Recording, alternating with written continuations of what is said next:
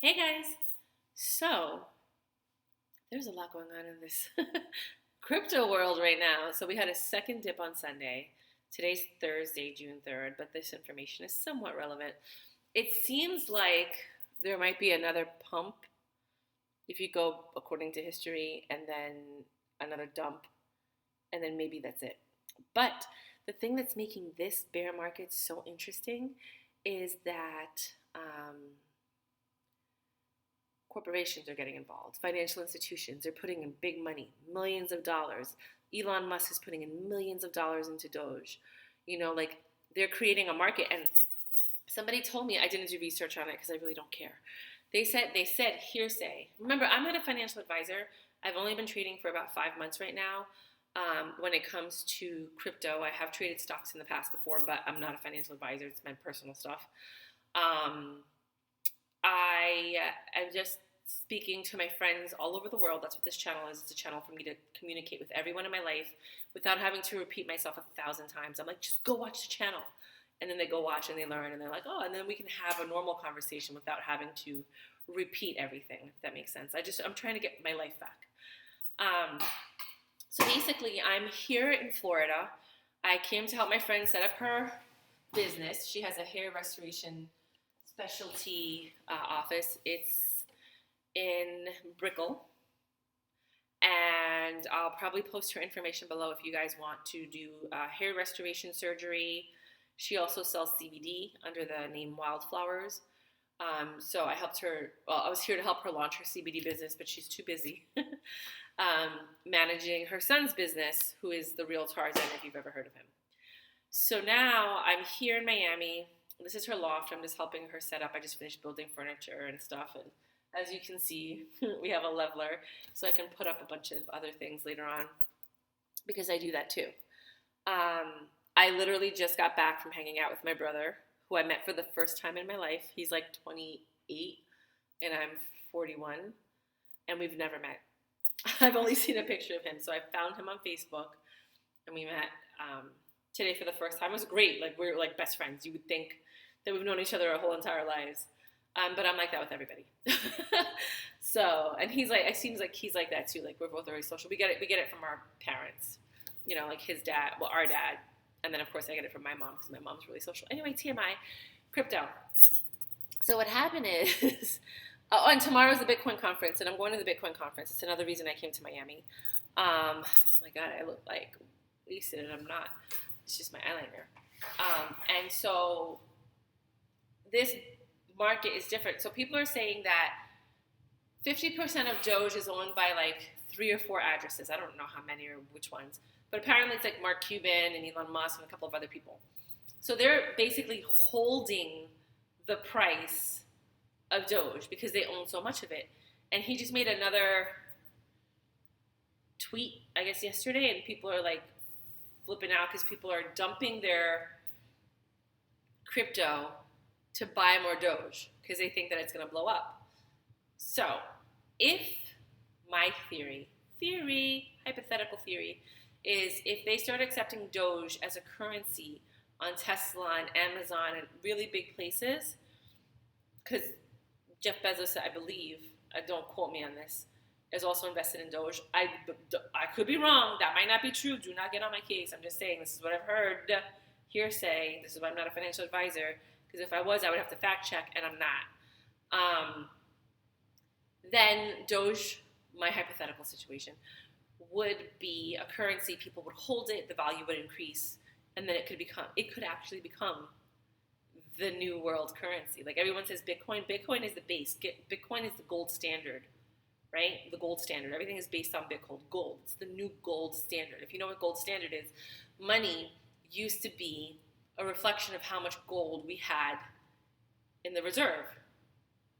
In all currencies. You couldn't print more money than you had in gold. I forgot his name. One of the presidents, I think it was the Watergate guy. I could be wrong. One of the presidents in 1972-ish, around the 15th of some month, it might be July, I don't know. He said, we're not we're going to print however much money we need to print to keep the economy going, basically. We're no longer sticking to the gold standard. And then other countries started doing that, and now we're just printing money. It has no value. It's deflationary. It's like what's happening in Venezuela is what happened in Greece. It could happen anywhere, and it could happen here, right? So now we're moving towards cryptocurrency. Bitcoin is becoming the gold standard for currency. So it's the standard for all currencies, technically. It's changing. Then there's Ethereum, there's Polkadot, there's different platforms, Matic, and they're going to be coming out with their own thing, but whatever. I don't know about Matic, but I know that there's different platforms. And theoretically, so they're looking for like a new universal currency. Now, the thing with Dogecoin is most coins, when they come out, they have a cap. They say, like, we have 150 million coins, that's it. We have 400 trillion coins, that's it.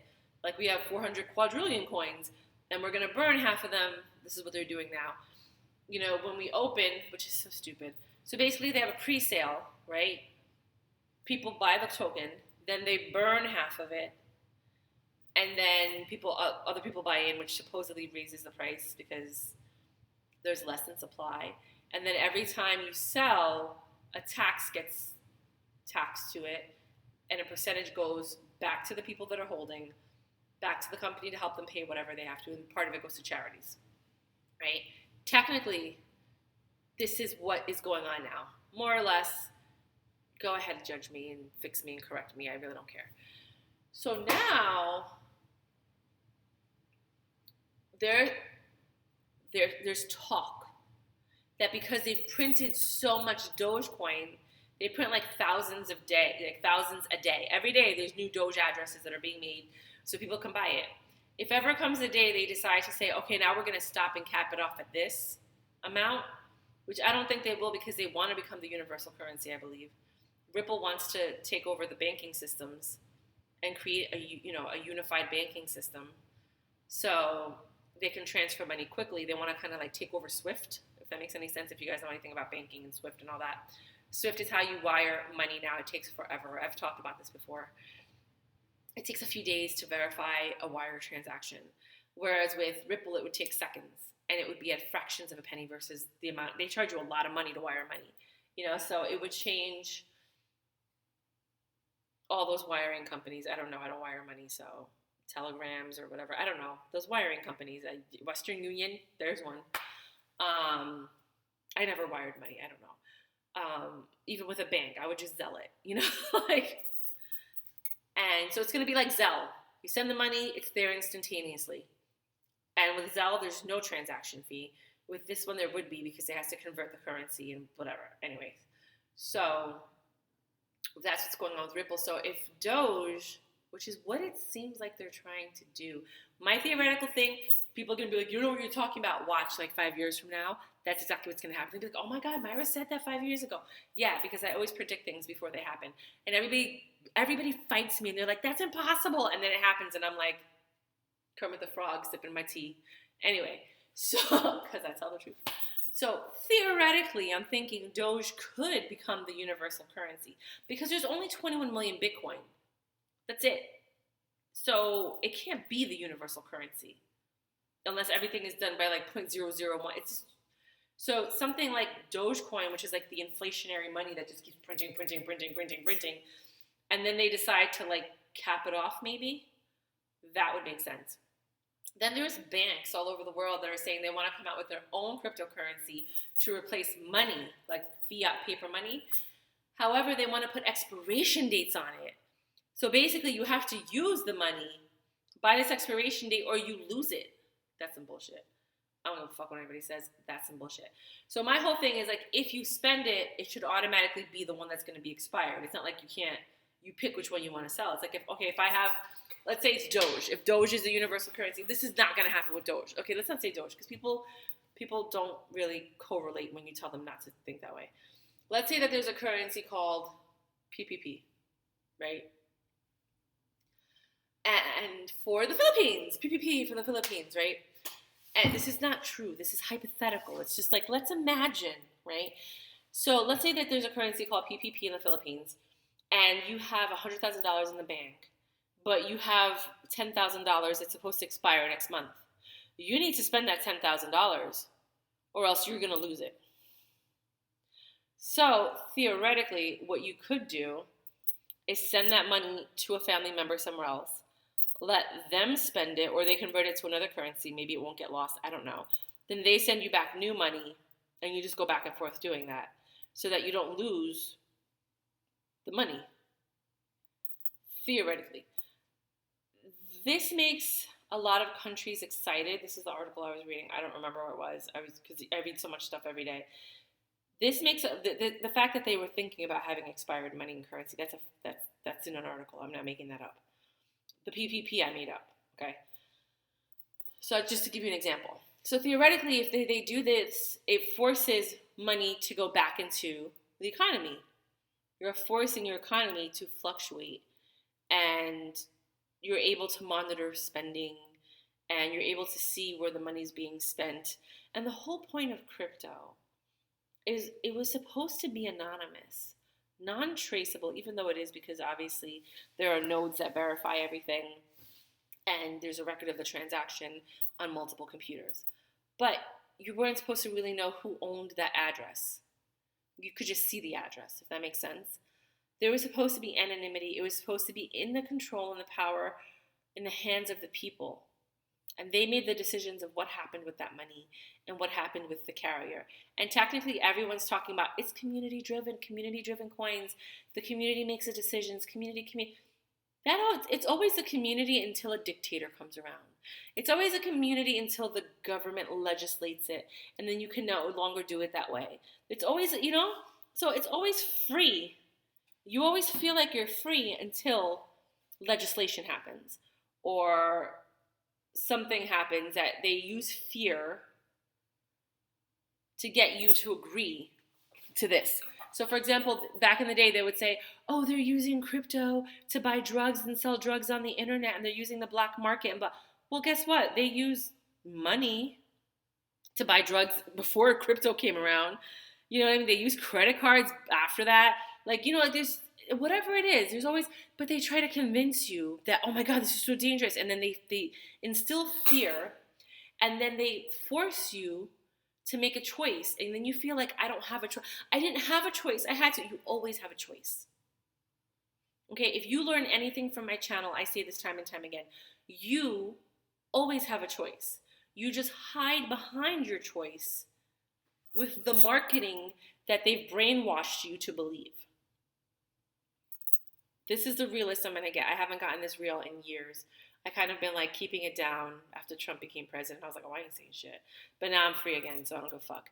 And what I was always taught is do the opposite of what everyone's doing. When they're selling, you buy, right? Because that's when it's dropping.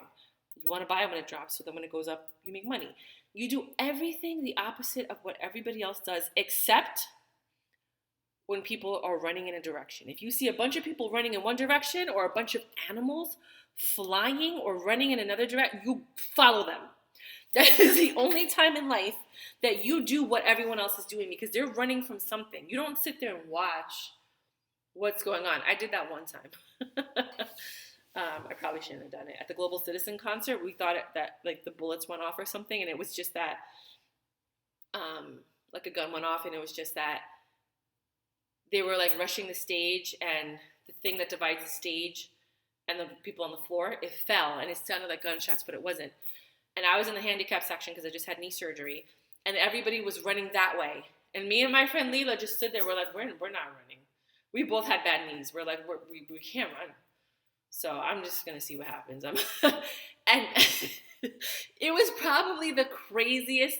My friend ran. Her daughter ran. Everybody was running, and we were just like, yeah, we're going to be right here. Like, we didn't care. It's not like we were trying to see what happened, but it was just like, we can't run. Like, I had a walker.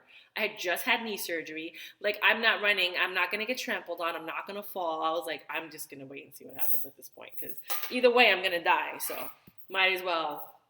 And then after everybody left, took my walker, and we went right to the front of the stage in the handicap section. And we sat right there, and we waited for everyone to come back, and we're like, these are our seats now. But anyway, that's what we did. That's the only time in my life that I didn't run when everybody was running is because I couldn't run. I was like, if I'm going to die, I'm going to die. This is the day I'm going to die. But basically, you're supposed to do, I know my channel is really interesting, right? You're supposed to do the opposite of what everybody does. Crypto is here to stay. It's not going anywhere. So if you're in, thank God, you better do your work. Because the people who make the money are the people who are willing to do what no one else is willing to do. Those of us, like you saw my video, if you haven't seen it, I figured out how to buy Binance coins without being on Binance. I was like, oh, no. I learned one thing. Learn the rules so you know how to break them without breaking the law. That is what you do in life. As long as you're not breaking the law, you do what you need to do when it comes to getting something done. Like if you want to test me, you tell me you can't do that. I'm like, oh, challenge accepted. And then I'll show you that I can do it, right? So everyone was like, oh, you can't get SafeMoon. I was like, oh, no, I'm going to get SafeMoon. Because when XRP was on sale, I bought it in January on Coinbase a little bit. Then they canceled it.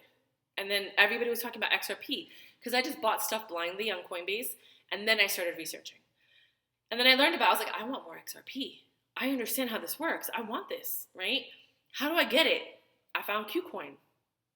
Right? Somebody recommended Kucoin. I went on there. They sold XRP. I'm like, oh, I'm going to join Kucoin.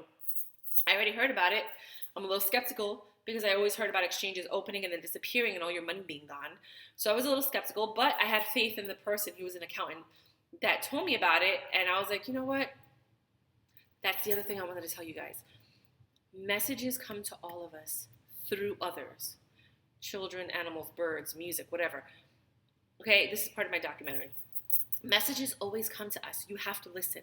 Everybody I know always said, somebody told me about that Bitcoin thing and I never looked into it. They regret it. Somebody told me to buy Google stock and I never bought it. They regret it. Somebody told me about that thing, but I never looked into it.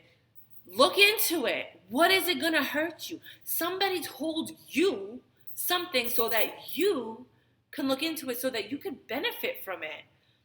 Look it up. If you still don't want to do it, at least you made an educated decision. But to sit there and not even look it up, to give it the respect of the message that was sent to you, so many people, I've witnessed it my whole life. That's why now, if somebody gives me a tip, I do it. I don't even look. I don't even research. I'm like, well, my brother was like, and don't get me wrong, I love my brother with everything on my soul, but I would not take any financial advice from my brother, ever, right? But I know because we're raised by my mom, he and I and our whole family is very savvy. We're very social. We love to talk to people. We always get information. We love to talk to people, and people love to talk to us, and blah, blah, blah. So he was like, I was like, yo, you know anything about crypto? I'm getting into crypto. I just bought Bitcoin. It turned my $1,000 turned into $3,500 or $4,500. I took out $3,500. I invested it into other cryptos. I'm kind of getting into it. He's like, this was him. I swear to God. Buy Dogecoin. And I'm like, what? He's like, Dogecoin. I just bought $10. And I was like, spell it. He's like, this was the conversation word for word. And I was like, okay. And I was like, where is it? He's like, on Robinhood. So I joined Robinhood. I bought $150 worth of Dogecoin. I got 18,000 coins. I got in really early in January, but not earlier than a lot of other people. I've already pulled out $3,500 and I still have like $4,000 in there. That was the best investment of my life that I got from my little brother that nobody takes seriously when it comes to financial advice. I learned a long time ago to listen to the signs. If someone's like, if I ask somebody, hey, you got a stock tip for me? I went on a date. I told the story before too, with this guy that I met online. One date. We didn't like each other. We knew we didn't like each other, but we were like, we like each other's conversation, but we don't like each other. And he was into stocks and stuff, finance. And I was like, do you have a stock tip for me? He's like, X Steel. He's like, always buy it when it's under $10. It's always going to bounce back.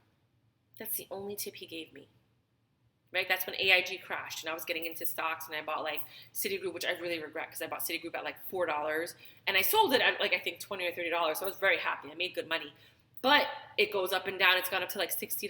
Like, you know what? It would have been good if I bought a bunch, but I didn't know. I was scared. That's when AIG crashed is when I first started trading stocks. I bought AIG. I bought, what's that thing called? T-Mobile, Citibank, X. There's like 2 more. And then I sold all of them. And then I've just been watching the market because I know their lows and their highs, and I know when to get in. This last pandemic, my friend was like, I saw him one time on my birthday. One time. I haven't seen this kid in 10 years. He was like, buy Carnival Cruise. He goes, buy Norwegian Cruise Lines. It's at $15 right now. It's going to go back up to 60 when the cruise industry comes back, alive. I'm like, that's 4x. I was like, or 3x because the profit. I was like, okay. So then I was like, well, logically, Carnival Cruises is also a cruise line. Let me go check them out. So I looked at their high before the pandemic, and then I looked at what it is. It was also $15, but I figured more people go on Carnival than they go on Norwegian. So I bought both of them. So now I'm just waiting for them to jump back up. I should actually see if they have gone up while I'm talking to you guys. Where's the stocks? Hold on. Hakuna Matata. That's another crypto that somebody told me to buy. I was like, sure, that sounds fun. Here we go, stocks. And I'm on my this is what I used to do. I used to just go online and here we go. Citigroup's at 79.63 right now. I got in at 4. I sold it all, but I think I got some left in there. I don't know. I think there's some in there. I hope so. I pray to God there's some in there. I don't even look at my stocks anymore. I'm like, I don't even want to know. I sold X Steel at $18, but I got in at 7. I still made a profit, but now it's at $25.89. You know what I mean? So my whole thing is, as long as I make a profit, I'm good because I still have to pay taxes on the capital gains, but because everything was within a year. GE, usually get GE under like $9 or $8. It always goes up to like 15 or more. It's at 15 now. Carnival Cruises and Norwegian are both at 30, but they should go up to like 60 when we get back to normal. That's when I'm going to sell. Coty, which is something I bought because I love Philosophy skincare products, and Coty, C-O-T-Y, they bought Gucci, and then they bought Kim Kardashian's, no, they bought Kylie Jenner, her cosmetic line, the whole thing. Then they bought a percentage of Kim Kardashian's makeup line, and then the pandemic happened. So I feel like with that, they should be growing. So we'll see. But it's only at $8.81, but I got in at like $3 or $4, so I'm already up. Amazon, I missed the boat on that one. I remember when the lady I worked for, she's like, she got in at $2,000. It's like at $3,100 right now. She's like, oh, I'm going to get a bunch of like $100,000 worth of Amazon at $2,000 each. I was like, okay. They had a lot of money. Netflix, I missed the boat on that one, blah, blah, blah. T-Mobile's at $29. I got in at like $4 or $5 when AIG crashed. I think even $2. And Facebook, this was what pissed me off. I had the knowledge and I was like, I'm going to buy Facebook, right? And then one of my friends, we were on a trip, or we were on some kind of excursion. I'm like, oh, I'm going to buy the Facebook stock when it comes out. It was like $46 or something. Or it was something, I can't remember the exact amount. When it came out, and they're like, no, don't get it. It'll drop. Like, don't worry. But like, I wouldn't get it right now. Now is not a good time. So then I had the money to buy it. I didn't get it. And then it started going up, and I was like, oh, and then it dropped, and I had already forgotten, and I wasn't even thinking about it, and now it's at $326. Had I got in when I wanted to, I wouldn't have sold that one because I believed in Facebook, so I wouldn't have, it's not something that, like, I would have hodled it, like, I don't do that, I wouldn't have sold it. This would have been a good gain, and I probably would have got,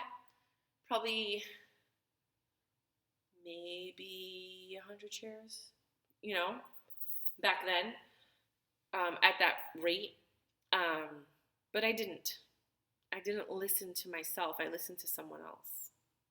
So I regret that. So this is how I make my decisions. It's based on my life lessons, like Slumdog Millionaire. You go through these things so that you know how to make better decisions for yourself, for your path. That's what your intuition is. So when it comes to crypto, when it comes to stocks, when it comes to life choices, you have to make the choice that's best for you. Not your friend, not your mom, not your ex, not your boyfriend, not your wife, not this, what. I don't know. For you. Your intuition. So when I make my decisions, it's based on intuition. It's based on the fact that I missed certain things. So now I listen to every tip that I get. That's my personal story. You don't have to don't do what I do. I am not a financial advisor. But I'm just sharing with you because this is life, And if I have a feeling, like I had a feeling, go to this conference. I don't know. I might meet my husband at this conference, I doubt it.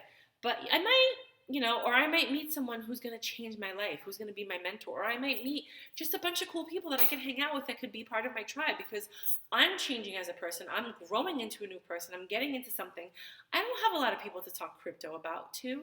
That's why I wanted to kind of start my own Discord channel because then I have a bunch of people I can talk to about crypto,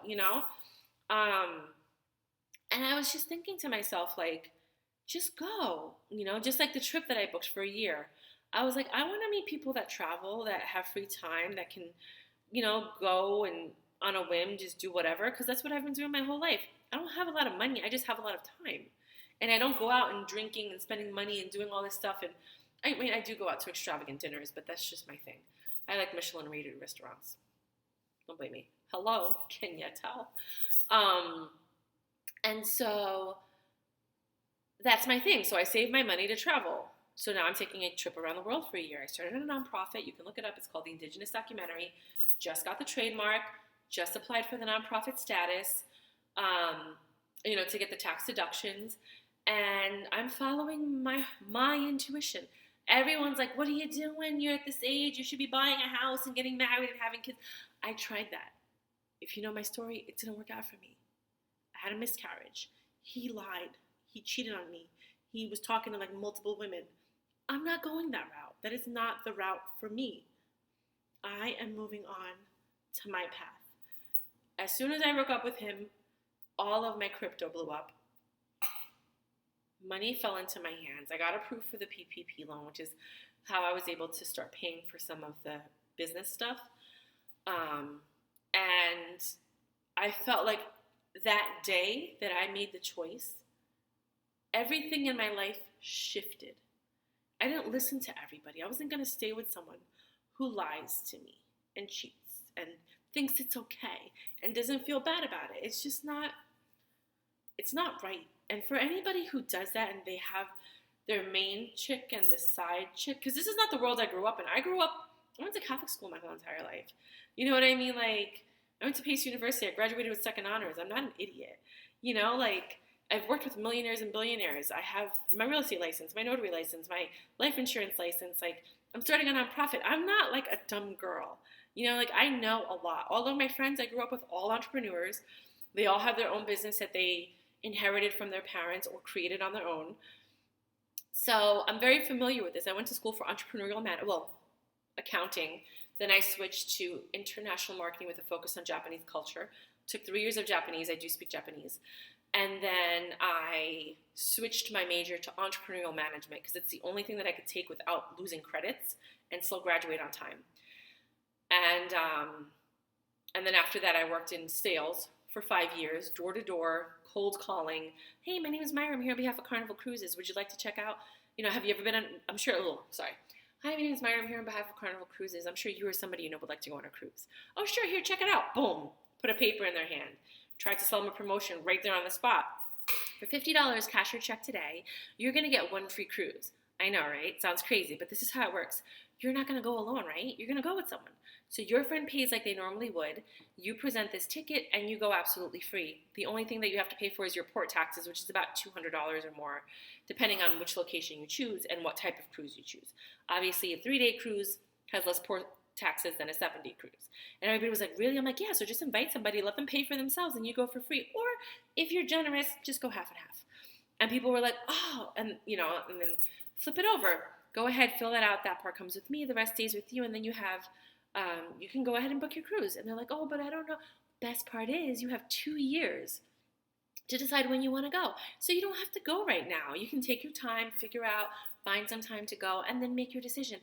And they're like, I don't know. And the other best part is completely transferable. So let's say you can't go. Give it to your mom, your sister, your best friend. Give it as a Christmas gift. Doesn't really matter. You can transfer to anybody who wants to go on a cruise if you're not able to make it. Boom. And then they would, So that was, if you've ever been in, what was the name of it? Juice by You. Juice by You. I mean, if you know this, you know what I'm talking about. DS Max. It was DS Max. and then it turned into Grant Marketing and Sidcore. So I was in Sidcore. Well, first it was DS Max, then it became Sidcore. Then my office closed down. Then I joined Grant Marketing, and I did that. It was 150 people a day I had to see, cold calling sales 6 days a week for 5 years. I went through snowstorms. I ran across highways. I walked through cornfields. I did whatever I had to do to get my quota and to make my promotions and make my money. And that's all I'm telling you right now. That's the beginning of my biography. I was also a personal assistant to millionaires and billionaires. I did payroll for U.S. Airways. I did real estate, life insurance. Well, I really didn't do life insurance. I just got my license. I'm not even going to lie about that. I had like one sale, and I have to renew my license now, but I have to take it seriously if I renew it this time. I'm nothing to lie about. And then I'm a notary public since 2005, real estate since 2005. And now I have to go for my broker's license because my real estate broker is retiring in 2 years, and she wants to leave me the office. So it would be something that I would do on the side. Everyone's like, how do you do that on the side? Like, I would only have to show up a couple of days a week. I have an office. I can use it for other things, so that's just a door that's opening that I'm going to take advantage of. So sometime this summer, I have to take the course, take the test, pray I pass, and then I'll have my broker's license, and I'll take over the business in 2 years. So this is who I am. And if you wanted to know, why should I listen to you? Don't listen to me. I'm not a financial advisor. I do all of that other stuff, But in my time on this planet, I have been privy to a lot of very confidential information that has helped me to acquire certain skills that allow me to see things that other people can't see. And therefore, I make my decisions based on that, as well as everything I just told you in this video. So with that said, where I think the market is going right now, because I just ramble and then it goes right back to the beginning, is I do, in my personal opinion, not knowing anything about, this is my first year in crypto, so don't quote me, from what I've read about previous things, if it were a traditional market where financial institutions weren't involved, we would be going through another pump, possibly another dip and another pump, or this could be the final pump and then it would drop. But because financial institutions are in the market, manipulating the market and swaying things, they're also learning how to use bots. They're using the same tactics they use in the stock market, in the crypto market. So they're actually manipulating it. So don't freak out if your stock drops. I call it a stock, whatever, your coins, tokens, whatever. If they drop, they're probably going to go back up because the fundamental people that believe in the project are still there. XRP can go up and down. The people who believe in XRP are going to be there. It's the manipulators of the market that fluctuate up and down. And then it scares people who don't know. I was just hanging out with my brother, the one that I just met, that I had never met in my life. We were talking about crypto because that brings people together, kind of music. And that's how my brain works, right? And he said, which is why my documentary is based on music and healing, he said that when they first bought, he was looking at the coins and they were slowly going up. So first, when he saw XRP, it was 50 cents. That went up to 80 cents. Then it went up to $1. Then it went up to $1.20. And that's when he had the money and he bought because he FOMO'd and he was like, I don't want to miss out in case it goes up because he heard it was going to go up to $10. So he FOMO'd in and then it dropped. And it's kind of and then it went up to 170 and 190 and it gave him hope and then it dropped. But he's holding because he believes, like me and a lot of other people, XRP is going to go up. It's designed to go up to $10,000. I don't think it's going to go up to $10,000. That's only if every bank in the world used their service, which I think every bank might because they're using them to create their own crypto, but that's just a rumor. It's a rumor. It's a rumor. And every country that's using it to make their own crypto, but that's a rumor. It's a rumor. It's interesting that somebody from Ripple is on Biden's cabinet or whatever. And so then there's, so he did that. And then there was a lot of coins that he bought late when they were high and then they dropped. But they have faith, and then what they did is they learned to buy the dip. He's like, so now we know when it dips, get excited. He's like, there was a dip last week. And then there was a dip this weekend, and I was like, yeah. I was like, last week I put in $1,000, and my money's already doubled. So I'm all about the dip. I'm waiting for my money to quadruple, and then I'm going to take out half because I only invested $1,000 to make money. So if it quadruples, then that means that what I'm taking out is double. Well, does it make sense? Because I still have to pay capital gains, so I'm getting my initial investment back, and then I'm paying taxes on it. That doesn't make sense. So I would really have to wait for it to go up like 8x or 10x in order for me to take my money out and make a profit. Because remember, if you're taking money out within a year, you have to pay 50% capital gains tax on that. So it's better for you to make sure, now that you 2x, because 2x you're breaking even, plus actually negative because you're going to have to pay a fee on that. And then you want to at least 3x or more in order for you to get some profit out of it. Because you're getting your original investment back, plus you're paying half in capital gains. So that difference is what your profit is. Does that make sense? So that's how you figure out whether or not you want to get in or out. Some people, they freak out and they get out because they're like, I don't want to lose anymore. Like, I don't want to lose my, original investment. But that's just part of the game. Like, there's some things I've lost money on, but I've gained. Like, I've pulled out a good amount of money. Like, I'm going to have to pay a good accountant to help me keep track of everything. Like, I have spreadsheets, and this is another thing. Keep track of your things. So, for example, if you buy a token on, I don't know, let's say Trust Wallet or MetaMask, there's a record of each transaction. I go in and I put it in a Word document, each one. It's time consuming, but I have it all. I know the date, the time, how much I paid for it, and how much the fee was. Then I transfer that data. It's a lot. You don't have to do this. This is what I do because it's just where my brain goes. Onto an Excel sheet because it's easier for my accountant. So then it shows, that way they could just sum it up. How much did you spend? How much were the fees? And then what did you sell it at? Right? So they can calculate all of that. And it's easy. I do that. I should put the date, which I didn't, but I have the Word document or Google Doc, Word, whatever, to show the dates. So I know, like, if when I bought it, I sold it a year later or less than a year. If it's less than a year, you pay 50% capital gains. If it's more than a year, you pay less, and then there's other ways to write things off or whatever. I don't know what they are yet. I'm pretty sure you could probably write off the fees. And if you've lost money, because there's some times that I did lose money, so I bought it, I had to pay the fee, and I lost money automatically. That's a loss. Even though I converted it to another coin, I lost money on that conversion. So I think I have to look into that more. That might be a way to claim a loss whenever So like I would have Bitcoin, and I transferred it to BNB to buy something else. So that initial transfer from Bitcoin to BNB, I lost money because there was a fee. And it dropped. And then I transferred that BNB to another crypto, paid another fee, that dropped the value of it. And then that last crypto, whatever happens with that last crypto, is where I profit or lose, That's my understanding of it. I could be wrong. Do not quote me on this. I am not a financial advisor, and I'm definitely not an accountant. But this is what was explained to me. So now that I'm going to the Bitcoin conference, I'm hoping that I get more information. I will definitely be back from my hotel room and from the rooftop of the hotel and the beach to update you on everything I'm learning at the Bitcoin conference in case you guys want to hear it and get in early, because I figured I invested, this whole trip cost me like $2,000, but I looked at it like it's an investment, because if I can learn how to make $40,000 at this event on like the new technologies that are coming out, where Bitcoin is going, what's happening, but people that I meet, the tips that I get, like that $2,000 was worth it.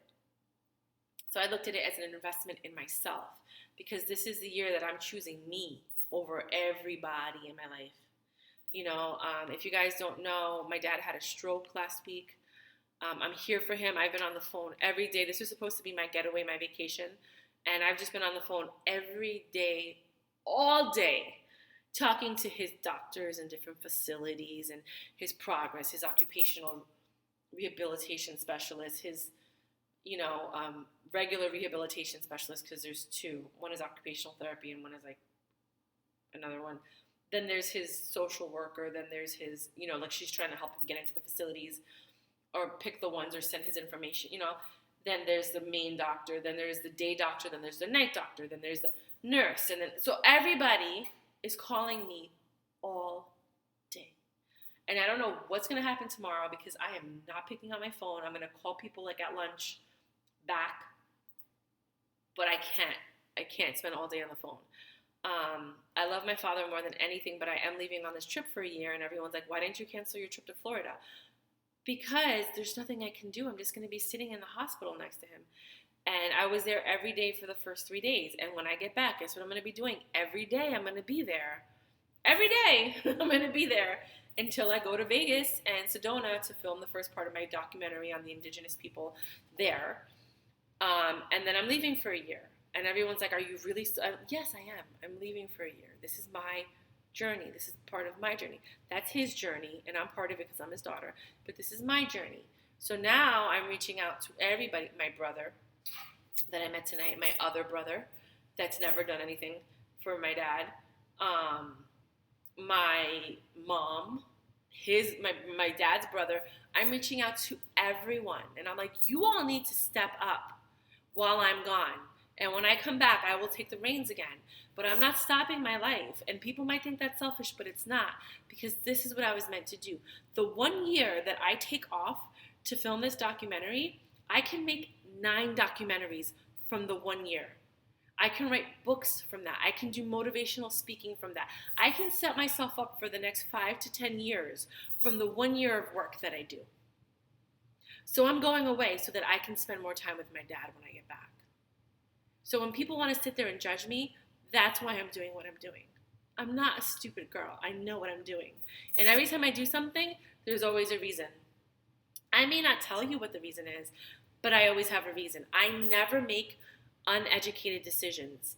Even if you think that I'm spontaneous and risky, you ask me a question, I've already made the calculated risk. I've already calculated everything. So in that 1 second that it takes me to make a decision, I've already calculated like 20 to 30 different scenarios, and I've already chosen the best one. And at that point, I'm like, sure.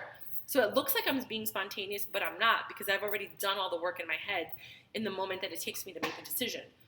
My brain works really, really, really fast, which is why I talk really fast, because if I don't, I will forget what I was going to say, and it will never come out, which is why I jump around. I do not have ADD.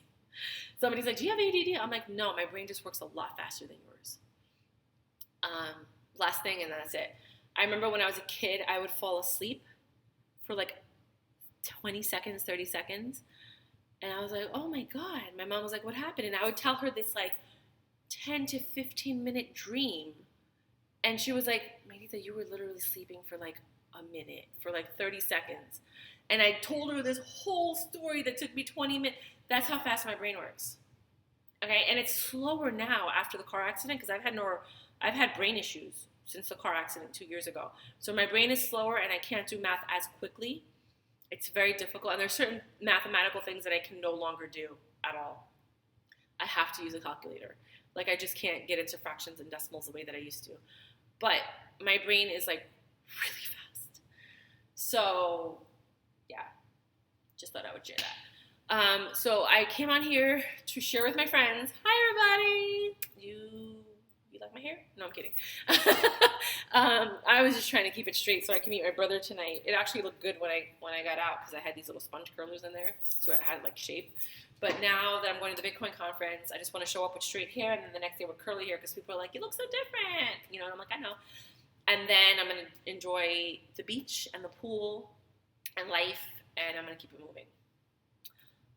That's my story, and I'm sticking to it. So thank you for sharing the last 44 minutes with me, if you are still here with me. And I will report to you tomorrow or the day after the Bitcoin conference to let you know what I have learned. Arrivederci. Bye.